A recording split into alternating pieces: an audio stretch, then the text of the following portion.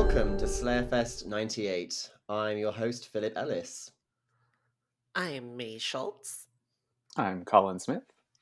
And I'm Ian Carlos Crawford, and today we are here to discuss The Magician, Season 1, Episode 4, World in the Walls. But before we get into the episode, Colin, give us your magician's origin.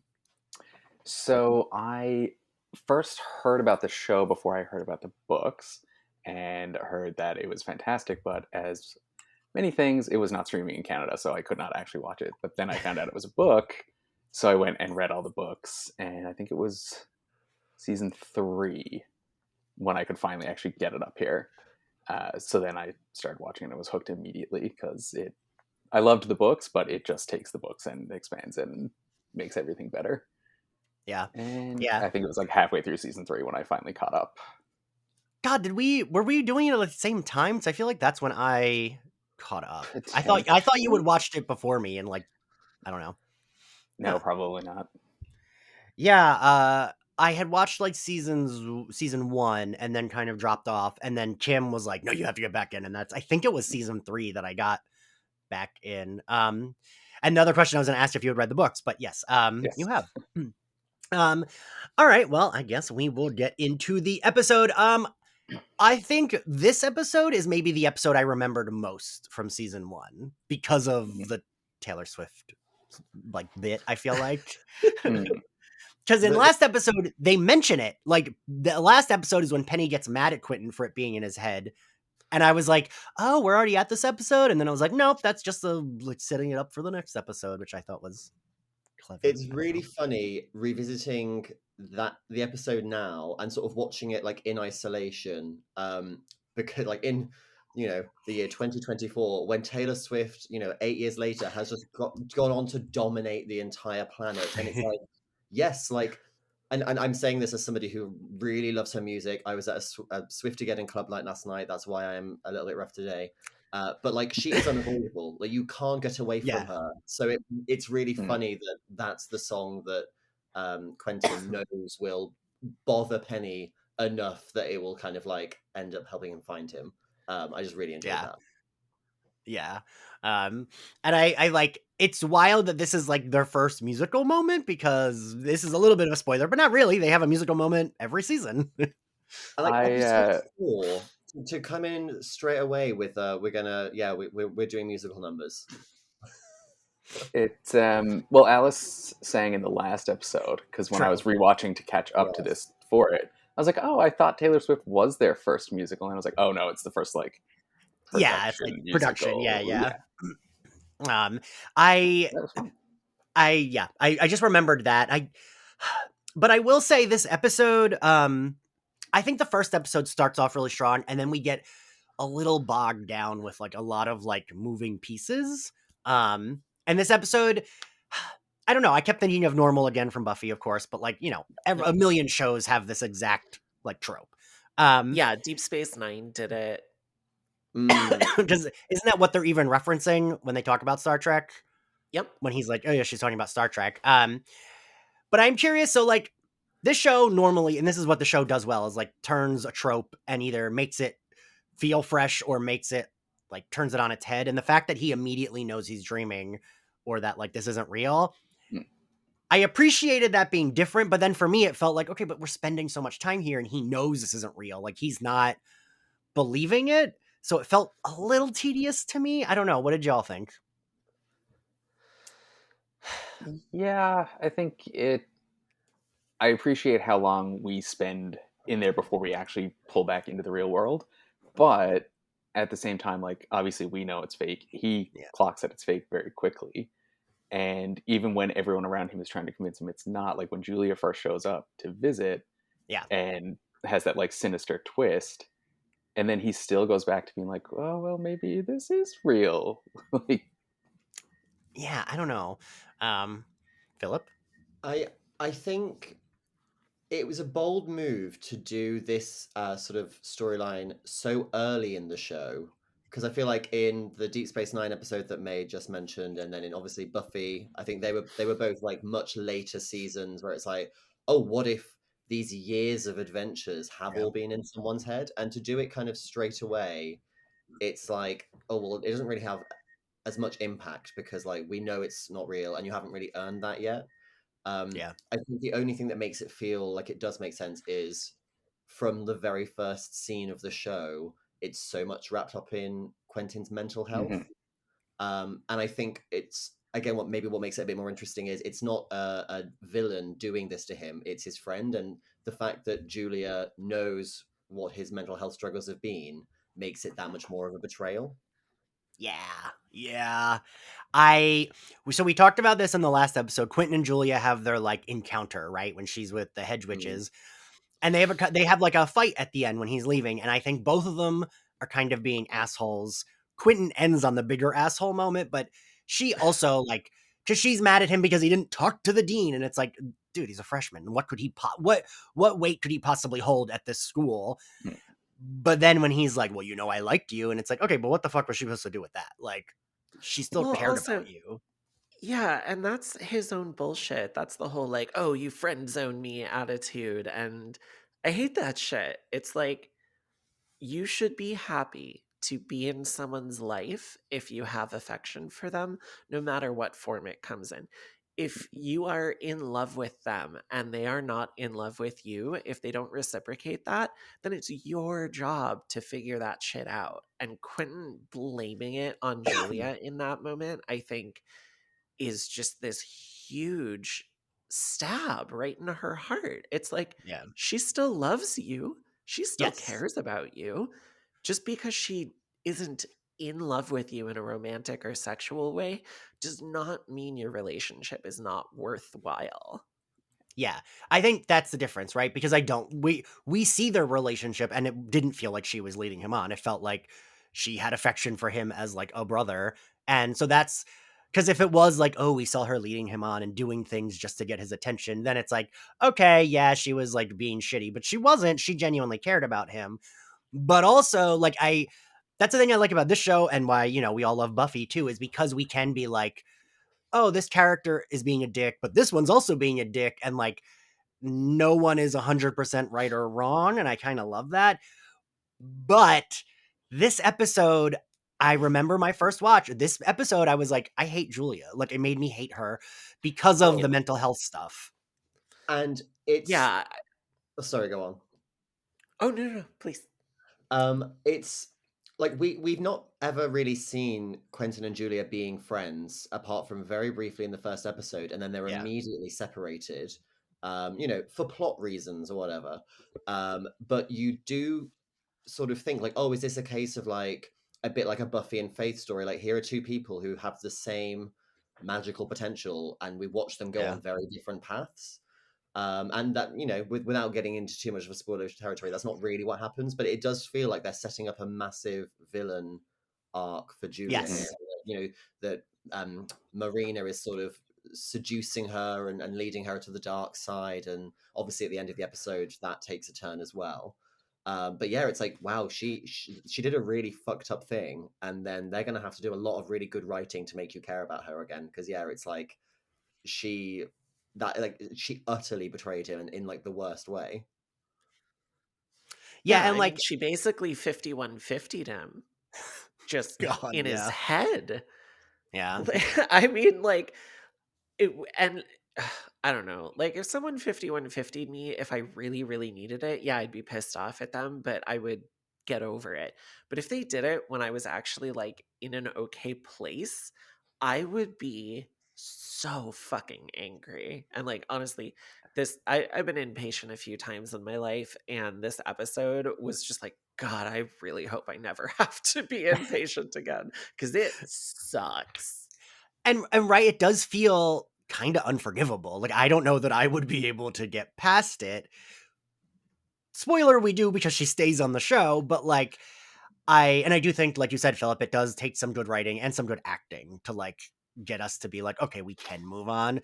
Because yeah, that like, even if he got the last like dickish stab in the last episode, this like blows it out of the water of like, all right, well, like you're using his mental health against him. Like that's really like I wouldn't do that to someone I didn't like. Like I would feel bad.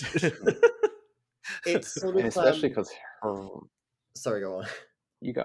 I was just gonna say, just like when she and Marina pull out, they're like, "Oh, I thought it was just gonna be like a fun little joke." Like, really? Right, yeah, because she does feel bad. We do see that she feels guilty because she thought it would be like a temporary whatever, but she's still using his like mental health against him, which is Right. so fucking cruel. Yeah. Yeah, And like yeah, put him in his imaginary version of Fillory and fuck with right, him there. You know, that right, that would have been like uh less harmful prank to be yeah, like, "Hey, fuck you, you know, I love you and I feel like you betrayed me, so I'm going to fuck with you a little bit." This feels like torture. yeah, yeah, yeah. And like, May, we talked about it before, but even towards the end, right, it does lean into a little bit of horror, like with the Yeah. dad and that stuff. Like the show does that really well. Yeah. But yeah, we spend what? Philip, what would you say? It's like a good half of the episode, right? Just in the mental Yeah, house, so like the institution? because the episode opens with him waking up in the institution, and basically like we are stuck inside his point of view for at least the first act, and I think like yeah, like it's maybe around halfway through that we then break to Yeah. Julia and Marina, and you realize that they're the ones doing it, and then we get all the other characters at the school. But yeah, it's sort of, and I think again, maybe that's why it just feels like it drags on because Break Bills is this like really warm, sunny place, and then anytime they go anywhere else, it's like really drab and grey and cold. Yeah. And like it's just the hospital is shot in such a miserable way that it feels like we spend even longer there. Yeah. Yes. Yes. Yeah, I do like it, and I always appreciate a bottle episode. And right, this is like I feel like the only bottle episode they do this season, right? Yeah. I think I mean, I think technically it's not a bottle episode, but it's close enough. Close enough. yeah. Yeah. I think because it's and revisiting it, I'd forgotten just how like serialized it is. Like even like episodes don't always have like a beginning, a middle, and end. It's just like here's more plot. And this is Yeah. the first Yeah. one really that it has like its own very like self-contained conceit, which is the illusion of the hospital. Um, Even though like the plot all around it is still so like cryptic and impenetrable, and we've got Jane showing up with her fucking riddles, and I have no I binged this show the first time around, so I have no memory of like how all of this is and gonna end up being cohesive or relevant in any way. It's like just it's maddening. Like when he's like, "Oh my god, just stop and talk like a real person," I'm like, "Yes, please do." Um, Yes, it's like these riddles aren't fucking helpful. Like, but I think even though the yeah, plot remains kind of completely cryptic, the emotional storytelling makes sense. And like we're still at a point in the show where like the characters don't really know each other. They don't trust each other yet. We haven't got that like great team, especially with yeah, Julia being so far on the outside. But this is the first one where they're starting to come together because Quentin needs help. Even though Alice is barely in it, I think Margot is not in this one, which I found odd. you're right. I don't think she is at Oh all. Yeah, yeah. you're right. I I mean, kept waiting to right, the see her show. in this island, and she wasn't there. Yeah, I wonder. I did wonder why, in like when he's in like, it would have been cool if like in the like song therapy scene, if it had been everyone in there, because like Hmm. it feels like in a later season that scene would have had all the characters, right? Like, Oh, um, absolutely, yeah. but yeah. Yeah, you're right. Margot's not in this one. Maybe that's why I didn't love it as much, but yeah, Philip, I feel like later on what you just said is like they do a better job of the serializing mixed with the like kind of one-off episodes. They do that better moving forward. Oh, there are some Because yeah, incredible that standalone episodes. I mean like most of the other episodes that have musical numbers are pretty good, like their own thing. Yeah. I because I like a mix of both, right? Buffy, again, we're gonna talk about Buffy did that probably the best of like any show where it's like we have our big bad, we have Glory, we have the mayor, we have Angelus, but we also have Hush, we have Band Candy, we have these great standalones mixed in with the serialized. And also, Philip, I think it was the last episode or 2 episodes ago when Quentin shows Alice a video and they give a whole discussion of the Chatwins, and I was like, wow, I don't remember any of this, but this is really important for later. Like, There is so much plot in the first few episodes that is actually really important for later stuff that I completely forgot was weaved in so early. yep. Yeah. Yeah. Like, literally until the end, it's important. And, like, they don't really do a, like, I feel like on Buffy, they would kind of have, like, Giles or, like, Anya, like, recite what happened last week to kind of, like, give you the, oh, right, that was from the previous episode. And here it's just like, you better pay attention because we're going to keep moving. But also, it doesn't matter, right? Like, we can forget all that and still enjoy the later shit without remembering exactly the Chatwin's history. They kind of re-explain it, if I remember correctly, when it comes up. So I think they're giving you all of this information at the beginning just to kind of world build a little bit. And they're also saying, like, hey, we don't necessarily expect you to remember all of this right away. That's true. Yeah. So yeah, so it's Penny, the dean, this doctor from the first episode. I think is the nurse from the infirmary. I think so. Okay, yeah. Yeah, who normally has the green in her hair. Yeah. She's so cute. She is. I like that. I like when we like at least like drop in other characters into like the dream to make them slightly different. Alice is there. Alice, recites the plot of a Star Trek episode. I do appreciate that you start out thinking that Alice is like has figured it out and is going to help him out, and then it's like, I'm an alien. Yeah. What the fuck? Elliot, goes up to Quentin, and I do like that he's like wants happy pills, and he slaps Quentin's ass when he's like walking away from him. Elliot's basically still Elliot, Yeah, just like a little wearier, a little worse for wear. Right, but he's still just kind of, he has this languidness to him, and he's just really horny. Yeah, and fair. Quentin even clocks that the doctor's office is the dean's office. Like, it's I don't know. There's a. I always say that the reason I gave up on Glee. This is, I promise, vaguely relevant. In the episode that was I think it was in season 2, is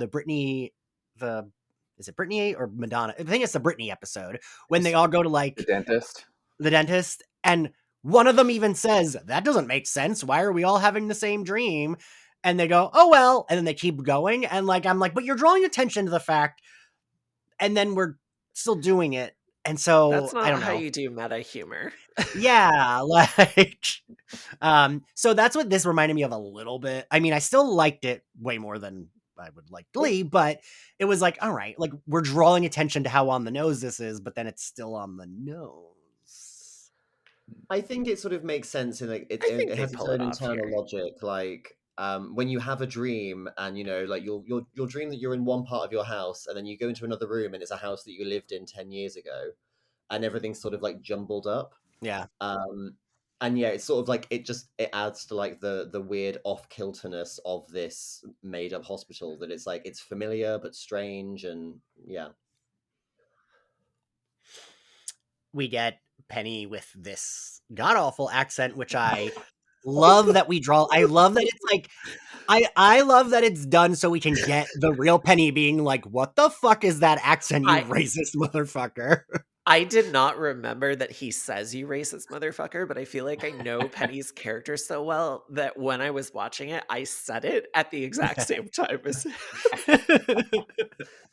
Cause like I love that it's like in Quentin's head, so he's like being racist like subconsciously, right? Like it's not even like it's like Jesus Christ, dude. What he's like for dinner is chicken curry, which of course is my favorite. The look on Penny's face, it's like, ooh, Jesus Christ. Like, but yeah, it's a good thing that Penny likes you, even though he's an asshole, because otherwise you'd be fucked. He doesn't right even now. like you that much. So yeah, he doesn't even Right. like him that much. Yeah. Well, and the fact that he doesn't like him that much, yet he's still willing to like go into his Go in and mind save and him. help him.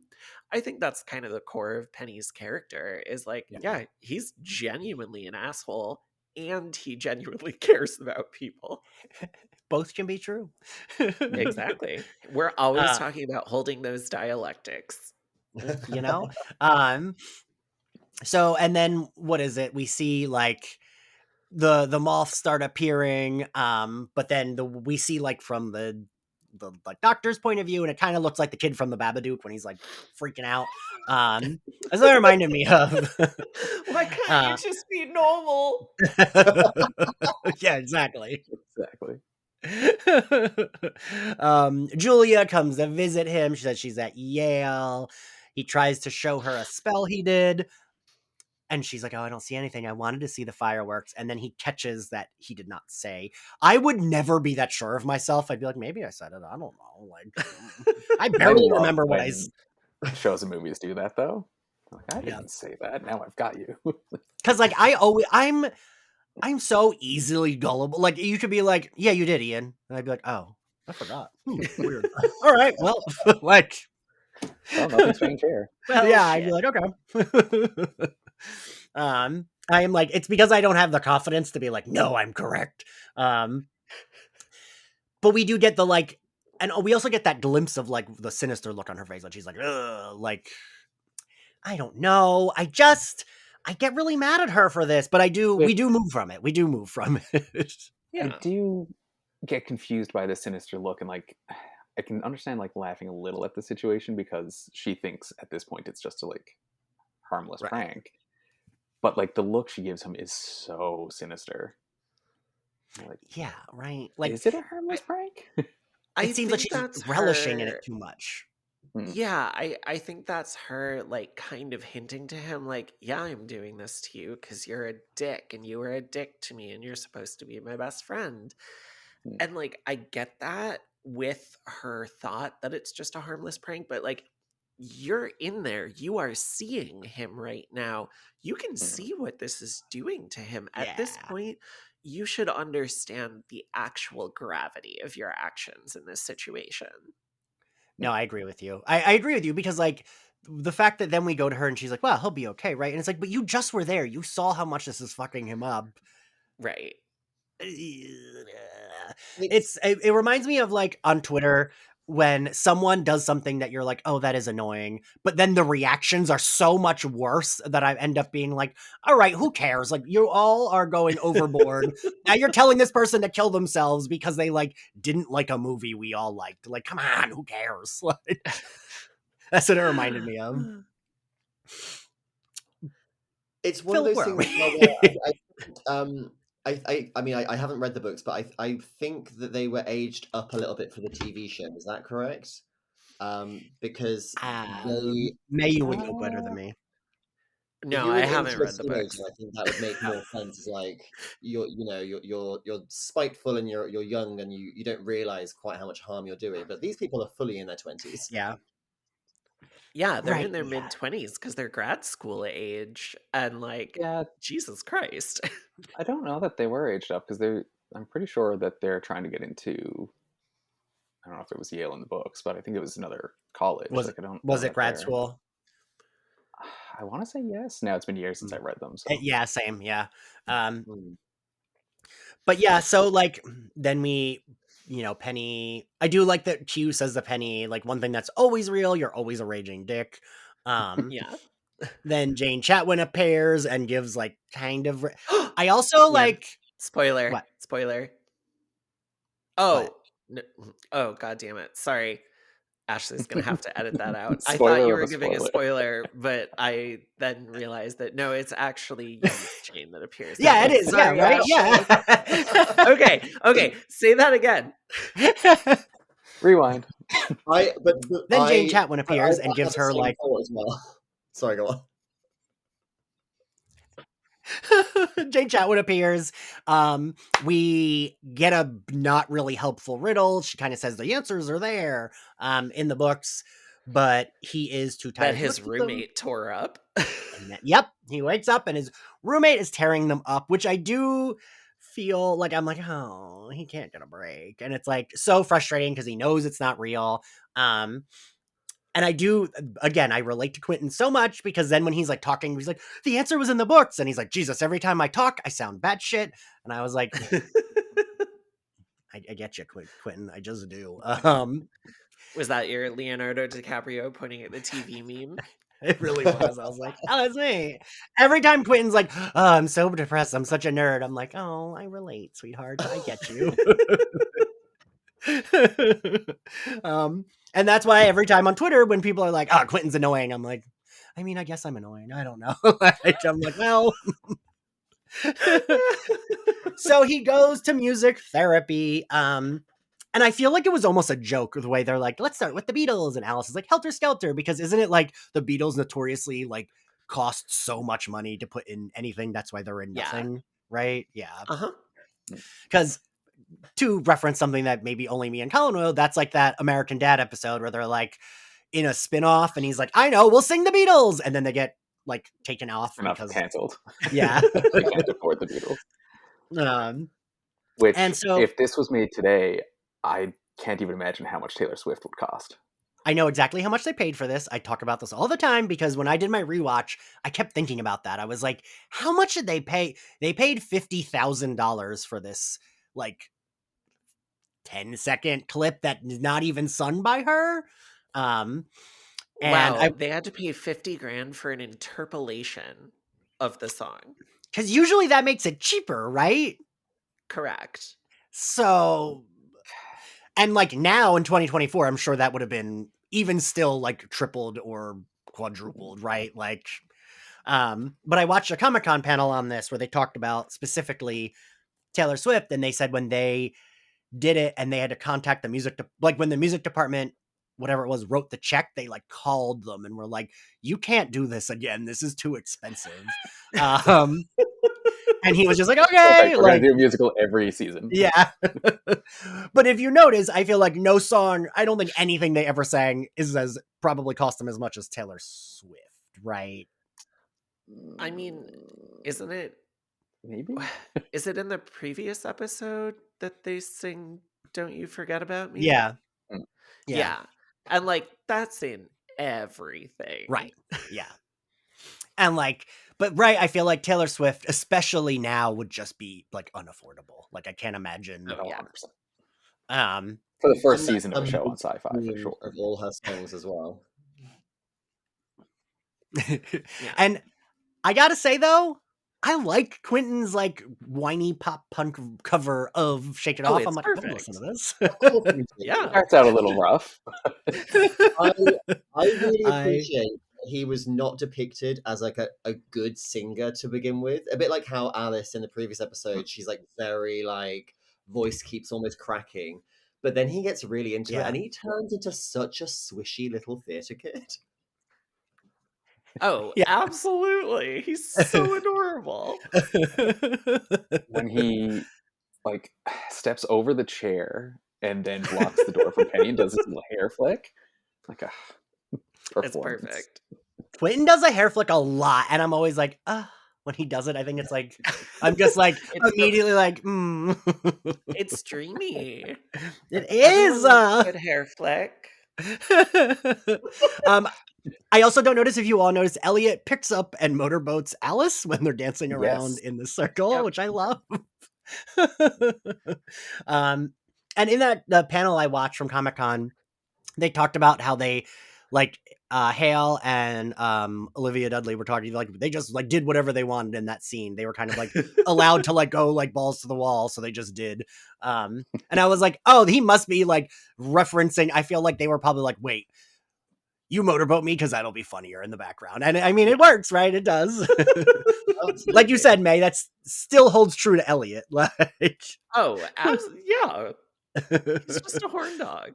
Yeah. And so then Penny runs off. Q says, good luck getting that out of your head. The one thing I'm not 100% clear on that I have for the question for the class is, so, okay, that leads to real Penny coming in, but that doesn't affect, like, Dream Penny doesn't affect real Penny, right? No, it's because No. Quentin's thoughts are so loud, and Penny hasn't figured out how to silence everything yet. Right. Okay, and That's he why just he knows. stops in the previous episode, is because as he's walking by, Quentin's thoughts are just so loud to him. Okay. Oh my god, when Quentin walks just around the tree to get away from Penny, it's so funny. Again, a nerd who like does like, oh god, I don't know what to do. This bully's gonna beat my ass, like, and I'm Right. have this stupid song stuck in my head. Yeah, and he just acts like a cartoon. Yeah. Which, by the way, this was my first. I think this was the first Taylor Swift song that I like genuinely loved because I love her like trashy pop stuff. So I love this song. It also reminds me of, I can remember the timeline of things is always so weird because I'm like, oh, this show came out when that song was like, because I was interning at BuzzFeed and I remember watching the video with, I forget, Allison Wilmore. She's like a movie critic and she was at the like spot next to me. I remember us both just like watching it being like, all right, this is sketchy. Like, this is cute. Yeah. And it's like Well, weird and that Mark was Romanek sometime. directed the music video. I don't even know who that is. He directed Closer and The Perfect Drug for Nine Inch Nails, which I think are two of the most incredibly beautiful music videos of all time. That's so weird that And he did. also directed 1 Hour Photo, the movie with Robin Williams. All right. So a fun fact about the Shake It Off music video, because you know she's doing like a lot of very cringe like hip hop dancing, and there's the twerking and stuff. There's also a guy, you know how they cast the spells, doing all of the finger waggly bits. Like they have Yeah. that in the video, and because I watched it again today, and I was like, oh, that was my Leonardo DiCaprio pointing at the TV moment. Wait, Wait, that's they in do? the actual Shake It Off video? Yeah, like I think it's about like 1 minute in. Yeah, they have a guy doing all sort of like very impressive, agile, like finger dancing. Huh. Huh. Interesting. I do think it's wild that I do think it's wild that they're like, that's like what they use in the MCU, but this came first. Like this version of like doing that magic Yeah. came before the MCU was doing it. And it looks a lot better here. You know, it's weird because it's like, yeah, like sci-fi budget, but it still looks, yeah. Anyway, so then his dad comes in and we learn that this dream version is, you know, oh, you saw the beast, you kept saying it was the beast, and then you lunged at your dad with a knife. We see the like video of him freaking out about the beast. And this is where I put in my notes, like, this is starting to get a little tedious, but then we quickly do like get IRL Penny walking in and like flipping out on him. And it's like, okay, now we're getting somewhere. We're picking it up. We're going to stop like trying to pretend that we think this might be real, which I appreciate. And you know, like you pointed out, May, I do like that it's like he comes in there fucking pissed at him and he's like, you racist motherfucker. And then he's like, oh, you actually need help? All right. Something's wrong. Yeah, like, Yeah. all right. Like, First, like push me into a wall really hard. I was like, it's like, what are you into? I would also ask Penny to do it again harder. Same. I definitely read some fanfic about this back in the day. When this was airing. I'm not gonna pretend. And then we cut to Penny and Marina. I want you to know my notes say cut to Marina and You mean Julia. Julia and Marina. Yeah. Julia and Marina I missed the scene. and my notes just say they're doing some shit. They're so gay. They're so gay. Marina is like the like sexy house mom of the Hedge Witches, right? Like, because then she slaps Katie on the ass. I don't know if we all picked that up when she's like, go use your like pretty sweetness and slaps her ass.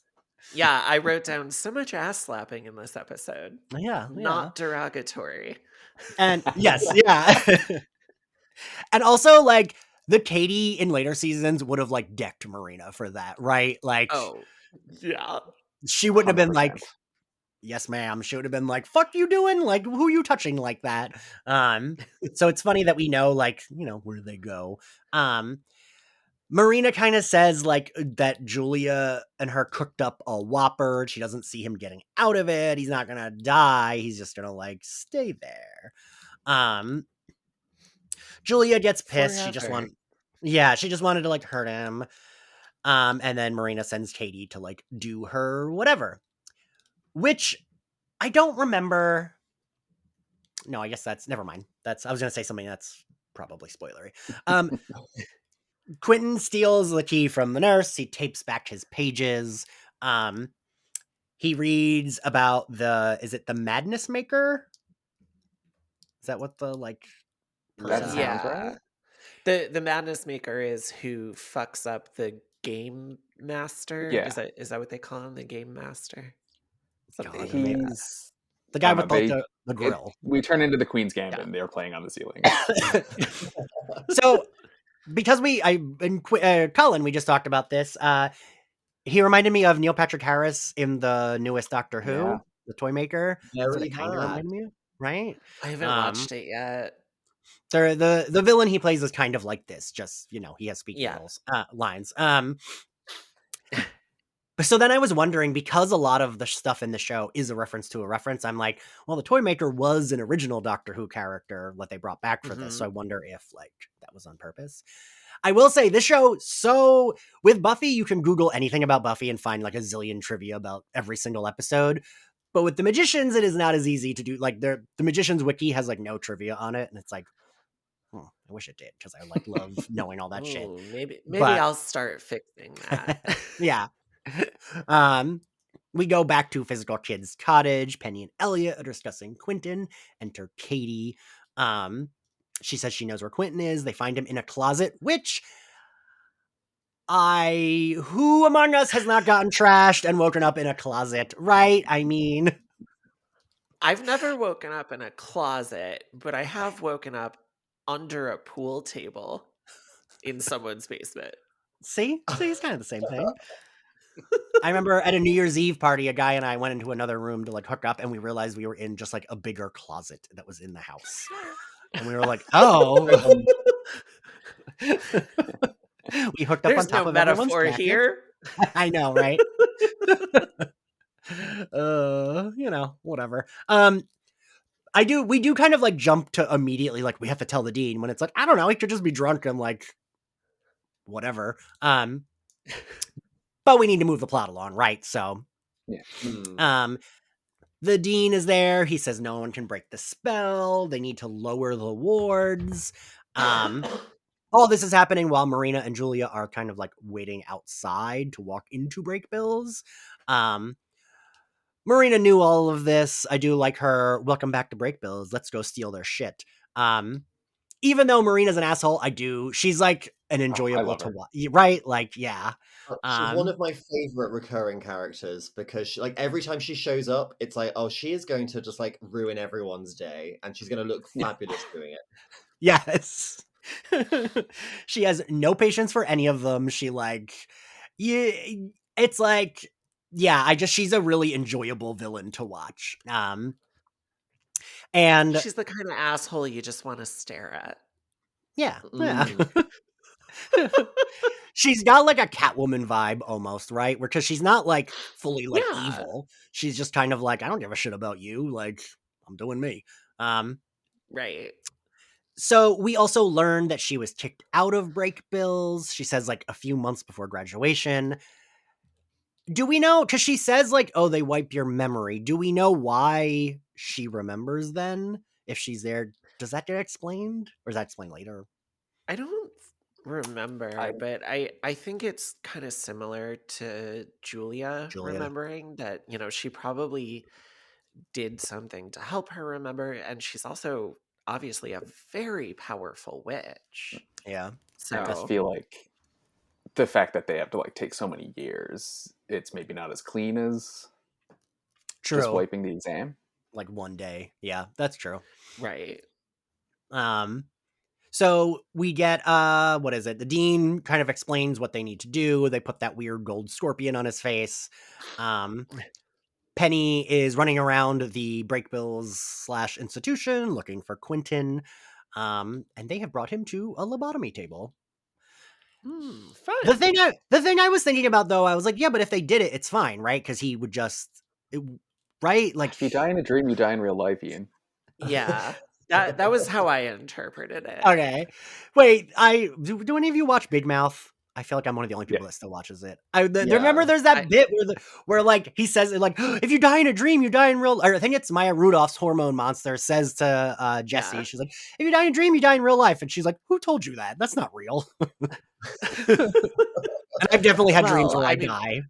When you're dealing with magical dreams, you know, this is essentially a dream state or a coma state induced by a spell. So I feel like if they lobotomized him within it, he would be actually getting lobotomized. All right, I could buy that. But maybe that's just me. I'm very thankful that they went that route and not to like electroconvulsive therapy to like shock the queerness out of him, because that would have been a little too much. When they did that on Riverdale, I was very, very, very upset. God, they do that on. I feel like they've done everything on Riverdale. I can't even pretend to be. I checked out of Riverdale after season 1, but no matter what anyone tells me, I'm like, yeah, that happened.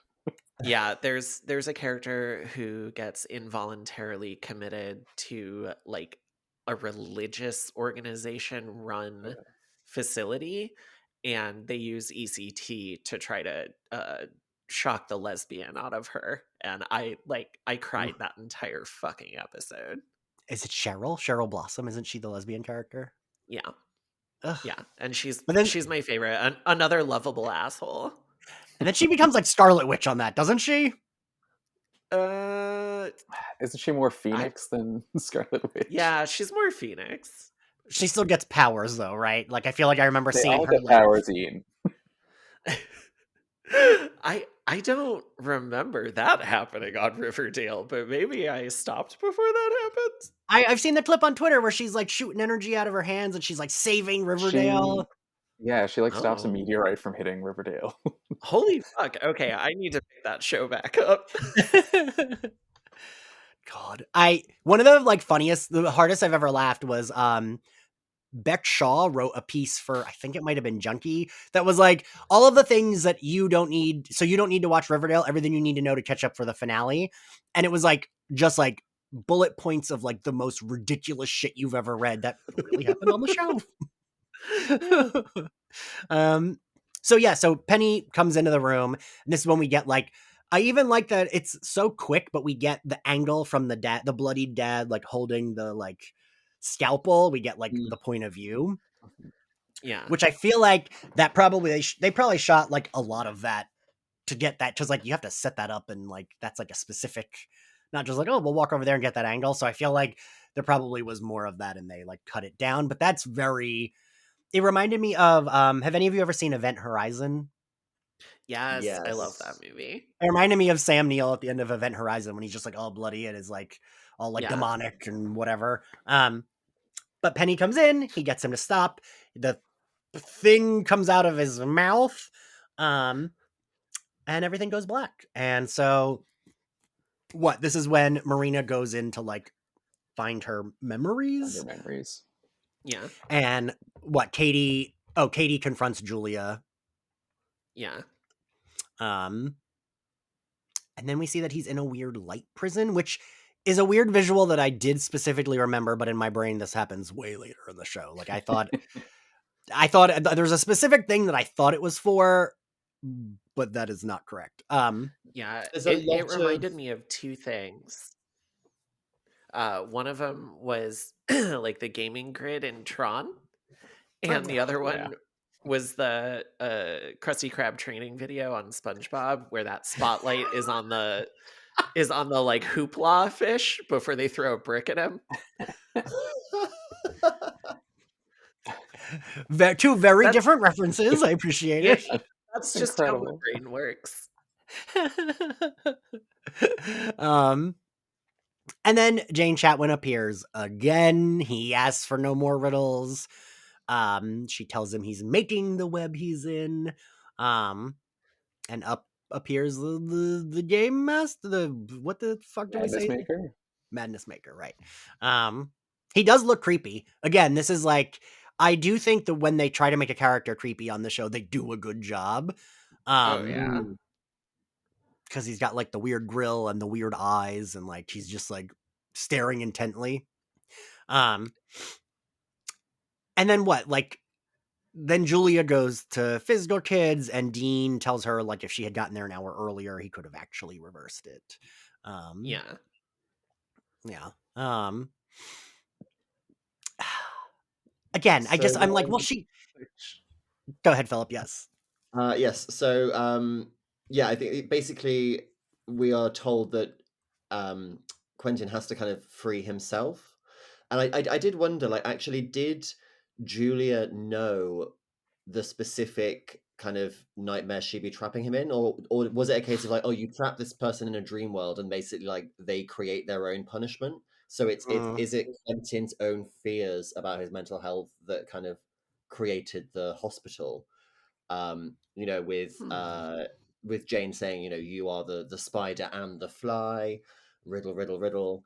And then basically, yeah, like Julia gets spirited away by Marina just in time for the force fields to come back up, and Quentin basically he's able to wake himself. He stops playing with the very creepy man with the grill, and spits Which out seems the like a reasonable reaction.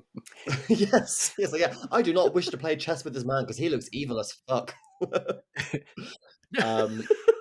Wakes up, spits out the golden scorpion. I just love recapping the show because it's just like none of this. Like, the more I talk out loud, the more I sound batshit. And then basically, yeah, like Elliot's like, you need a brandy, and then Marina gets Very Marina, you, like, Philip. yeah, it's like, oh my gosh, I've been through a existential nightmare. I need a drink. And then basically Marina puts Julia in her burn book. And the end. Really? Yeah, that is so upsetting, honestly. Like, Julia just helped you by doing something horrible to her friend, and this is how you repay her? Wait, I what did I mean, miss? What does she do? She cuts her off from magic. Oh, right. She Okay, yes. burns all the like tattoos that she can't get into any of the Hedgewood stuff, and Yeah, she's and out like, of the ML. you know, it's like I'm mad at Julia, but then I do feel bad for her. And again, that's the thing I like, right? I could do both. You could feel bad Yeah. for someone for doing something. You could feel bad for someone who did something shitty, but then gets a terrible thing. You know, it's not like she did murder him, so it's like I don't hate her. And I do feel like this season is a lot of like Julia cannot win. Like that's a lot of this first season. spoiler, Right, that's a lot of Julia's arc. Yeah, just gonna get Overall. worse. I gotta mention, Quentin says, I'm not sure of anything except I'm tired, so tired. And I think it's Jane says and he says fighting all the time and realizing I'm nothing. And I'm like, God, like the Quentin depression of it all reads very true to me. Like it reads so true. And like, I don't know, like he very much, I guess, whatever you would say he identifies as, like it very much, I don't know, I relate to it with like queerness and queer depression and like feeling like you're so like, you know, you're like alone, even though you do have friends, but like you do feel like isolated. That rings true. But also when he says, I'm going to stop playing and start living and hits the chessboard, it is a little like, It's a little cheesy. yeah, just a little. And I can see why Quentin as a character would be like, all right, I need a good one-liner here while I defeat this guy. You know what I mean? Like, he's in his own head. There's no one else there to witness this. And he's like, this is going to be cool. Yeah. Even if it's just for me.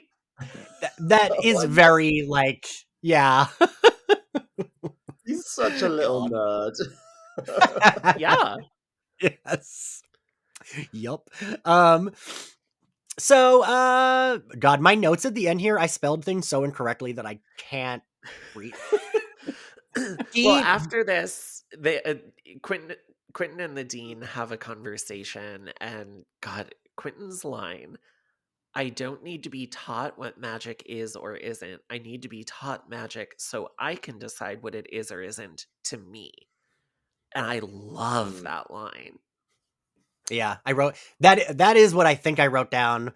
I don't need to be sight magic isn't. I need taught magic is what my notes say. So I think that was the line I was trying to write down. To be fair, that's what the dean heard. Because he's like, yeah, I get what you're saying. Not really the best way. Yeah, doesn't he say that was almost well put? Yes. Okay, great. My next note is that was LAMSOTW space LL put. So that's okay. Thank you for translating my notes for me. Sometimes I'm writing them so fast that I'm not paying attention, and yeah, then that happens. Yeah. So we are at the end now. What was your favorite outfit, May? So at first it was Julia's blue coat when she comes to visit Quentin. But then I realized that Marina is wearing that like leather harness over her top.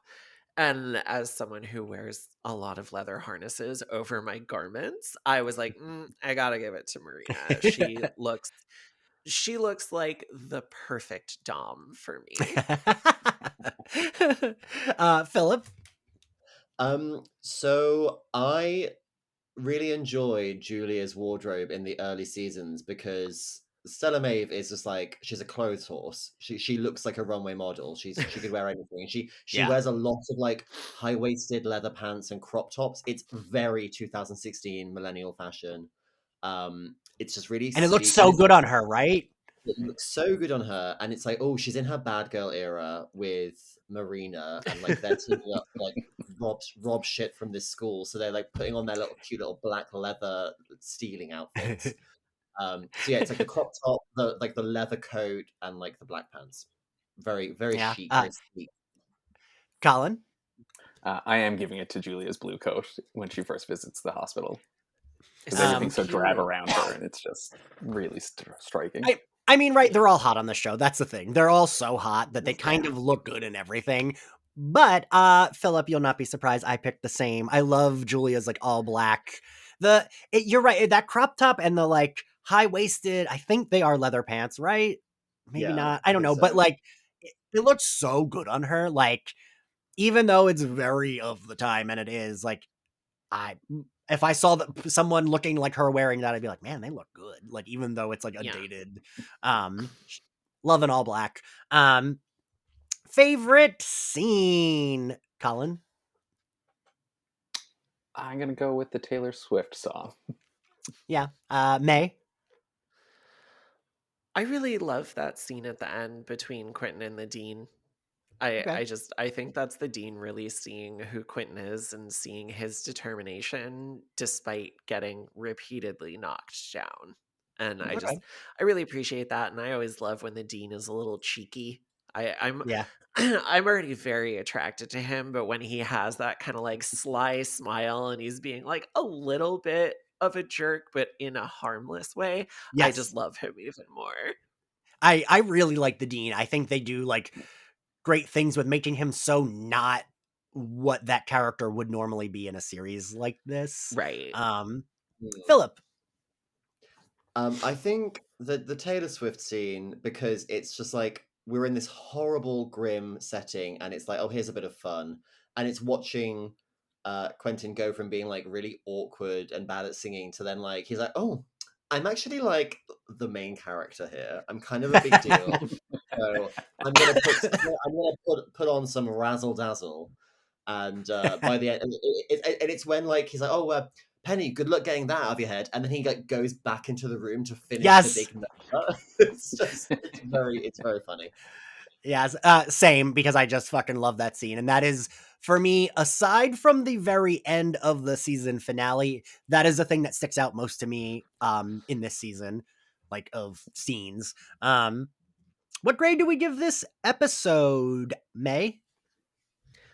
I'm gonna give this a B plus. Okay. I think that while it is a tiny bit off balance with how much time we spend just in Quentin's mind for the beginning, I think it still does the thing that the show ultimately always succeeds at, which is balancing all of its elements in a way that is effective for storytelling and very entertaining. Fair. Yeah. Colin? Yeah, I'd go with a B or a B plus. It's a really fun episode.